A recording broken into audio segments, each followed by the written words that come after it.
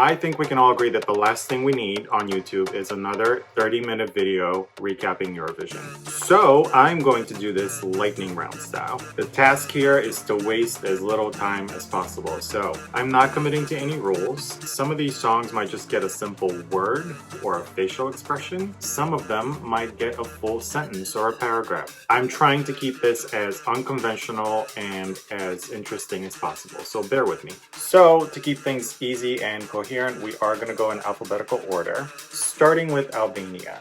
Listen, this is a little bit all over the place and I think you could use a little bit more structure. I think it's going to be appreciated by a lot of people and it's ultimately going to score high. Armenia. It's a cute folksy moment, but I don't really have high expectations. I, unfortunately, am struggling to connect to this. It just feels like some of the verses keep going on, and as a result of this, the musicality suffers. It's a perfect example of a song just being a little bit too ambitious. Austria is giving us a very decent dance track, but I think it lacks originality and it does end up kind of fading pretty quickly.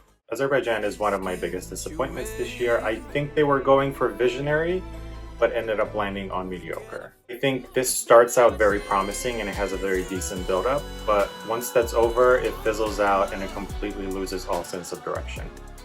Bulgaria has to be my biggest disappointment this year. It's not a bad song, but it's not the kind of song that you win Eurovision with. It is very obvious that it's inspired by last year's winner, and I personally thought that Bulgaria had evolved past this reactive type of strategy. Croatia, this is very, very one note. I don't understand the purpose of the dancer. I think unfortunately it's going to go unnoticed and it's not going to qualify. Cyprus has to be one of my favorites this year. It is a very high quality song. It's perfectly on brand for Cyprus and I expect a lot from this song. The Czech Republic is giving us a very generic EDM track and I'm honestly struggling to find anything interesting about this entry. Denmark is consistent and they are giving us another song that is stuck in the past, and that's all I have to say about it. Estonia, forgettable. Finland, cute, a little bit nostalgic, but I don't think it's strong enough to compete at the top. France, very interesting sound, a little messy. Staging needs a lot of work. It is not okay that the most charismatic person is in the background. Fix it. Georgia is actually giving us a cute hipster song that is actually very pleasant to listen to, but when we put it in context and we compare it to all the other entries in Eurovision, it's not gonna do well. Listen, I'm tired of Germany sending low-rent Ed Sheeran copies. They've proved in the past they can do better. Do better. Greece's entry is something that I technically should like, but I don't. I'm just really not connecting to this. It feels forced. It does not feel authentic for some reason. I am still a little bit confused even as I say this, but Iceland is somehow my guilty pleasure. The mood is very subdued. And as a song, it's really not pretending to be anything it's not. Maybe that's why I like it. What do I say about Ireland? It's not rich. It actually sounds very unpolished in certain spots.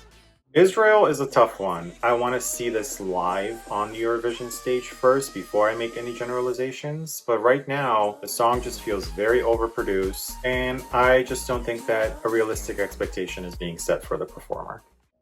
With Italy, I'm going to be in the minority here because I don't like this song. I really don't actually understand what the hype is. I know I'm going to get crucified in the comments, but what bothers me here is there is way too much focus on the falsetto. It is to the point where it gets irritating. Remember, all these are opinions, so calm the fuck down. I know this is going to do well. I know it's banking on the already established popularity that Mahmoud has. I just think that there might have been an opportunity for Italy to make a better song.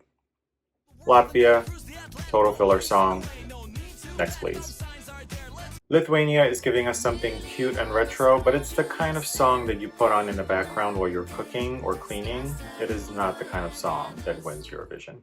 Malta, I know, is trying to be inspirational and uplifting. It fails to achieve that for me, and it actually feels very unoriginal. Moldova's song makes me feel like I chugged 5 espressos or went to a Zumba class, and if you are able to sit still while you listen to this, you're a sociopath and you need to be studied. Montenegro is actually giving us a very well-composed song, but I think that this just ends up spinning in circles instead of moving and evolving and going somewhere. This is one of my favorites this year. I love that this is in Dutch. I feel like it provides this level of authenticity that we're so hungry for. It's memorable, definitely gets stuck in your brain, and I have very high expectations for this. All I put down in my notes for Macedonia is just meh. Norway is honestly not my cup of tea, and that's primarily because I look for a more serious song in Eurovision. That's just my preference. This just does nothing for me, and I don't think it's particularly strong. Poland is giving us a beautiful song, impressive voice, but I think it feels a little too pretentious, and it's gonna garner a mixed reaction. Definitely not a secret that Portugal is one of my favorites, and I'm going to read my notes verbatim. Portugal's song, to me, feels like a warm hug from your favorite person while you're in your favorite place, bathed by calming moonlight. That's all I got to say. I think it's high time Romania moved away from these cheesy pop songs with no substance and delivered something better, because they've shown us they can do that. San Marino is actually giving us a pretty good song. We're also dealing with a performer that has great stage presence, but I'm deducting points because this feels very similar and inspired by Måneskin. Serbia gets A+ for originality, but they get C- for musicality. Don't get me wrong, I love weird. The weirder the better, but you gotta have a good song that goes with the weird, and I don't think we have one here. Slovenia, way too low energy, instant skip. I think Spain will do well, despite what I'm about to say. This kind of feels like a song that was meant for J-Lo, but she rejected it. It's way too repetitive for me. I think despite that, it's gonna do well. In my humble opinion, Sweden is sending a masterpiece this year, and it's one of their best songs ever. Fun fact, this is also my most played Eurovision song this year so far. Switzerland is totally giving us a precious song, but there is no it factor here. Still not dismissing this completely. It could go either way based on the staging and the live performance, so let's wait and see what happens. And I'm going to say something slightly controversial, but take it with a grain of salt and try to understand where I'm coming from. I would be frankly disappointed in the Eurovision community if we give this an inadequately high score. Don't get me wrong, I stand with the people of Ukraine, but this is not one of the best songs this year. And if we vote for it out of solidarity, I think we are placing way too much political focus on the competition. And I know Eurovision is at its core always going to be political. Ukraine is also such an icon in Eurovision history, and they have some of the strongest, most memorable winners. It would not feel okay with me if this ended up winning when there are way better songs this year. I know some of you are going to have a lot to say about this. Hopefully I provided enough details to my logic so that my words don't get taken out of context and spun into something different. And finally, the United Kingdom. I am genuinely confused as to why this is placing so high with the bookies and the betting odds. I think it's another one of those overly ambitious songs that, you know, the intention and the execution did not meet. And that concludes my recap of all 40 songs that are going to be competing in this year's Eurovision Song Contest. As always, I want to know what you guys think. Share your opinions in the comments below. I think it's shaping up to be a very exciting Eurovision this year, and I can't wait.